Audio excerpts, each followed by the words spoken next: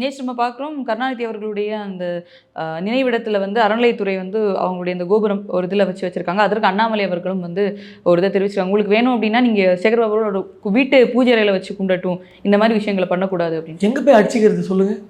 தலையில் தான் அடிச்சுக்கணும். மக்கள்கிட்ட நம்ம எவ்வளோ கொண்டு போய் சேர்க்கிறோம். இல்லை சார், திரும்ப திரும்ப அவன் கொண்டு போய் பணத்தை சேர்த்துறான், இவன் ஓட்டை சேர்த்துறான். இல்லை, ஒரு முன்னாள் முதலமைச்சர் அவங்களுடைய கட்சியினுடைய தலைவராக இருந்தவர் அந்த கோயில் கோபுரம் எதை குறிக்கிறது? சும்மா பேசக்கூடாது. கோயில் கோபுரம் எதை குறிக்கிறது? இந்து அறநிலையத்துறை அப்படின்னு போட்டிருக்காங்க. இந்து அறநிலையத்துறை ஒரு சமாதி மேலே வைக்கிறது ஒரு இந்து அறநிலையத்துறை ஆக்கணுமா? நாங்கள் அமைச்சர் ஆக்கணுமா? என்னங்க கதை இது? ஒரு ஹிந்துவனுடைய ஒரு ஒரு அது ஒரு சிம்பிள் ஆஃப் ஹிந்து.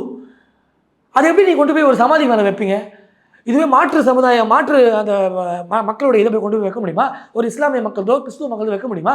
வச்சுட்டு நீ ஒழுங்காக இருந்துட முடியுமா? அவங்களுக்கு அறநிலையத்துறை இல்லை, இந்துக்களுக்கு தானே அறநிலையத்துறை. இல்லைங்க, அதுதாங்க நாங்கள் தான் மாட்டி சிக்கி தீரழிகிறோம். சரி, அறநிலையத்துறை கீழே வந்ததே பெரிய பிழையாக நினைக்கிறோம். அறநிலையத்துறைன்றது உங்களுக்கு வேண்டாங்க. எங்கள் பணத்தை எடுத்து நீ மற்ற டிபார்ட்மெண்ட்டில் கொண்டு போய் செலவு பண்ணுறதுக்கு நீ யார்? அதாவதுங்க, ஒரு ஹிந்து அறநிலையத்துறை என்கிற வரும்போது அந்த வரக்கூடிய அந்த காசை வந்து அதுக்கான செயல்பாடு செய்ய வேலையை பண்ணுறாங்களா? இவங்க கொண்டு போய் மற்ற இடத்துல இன்வெஸ்ட் பண்ணுறாங்க.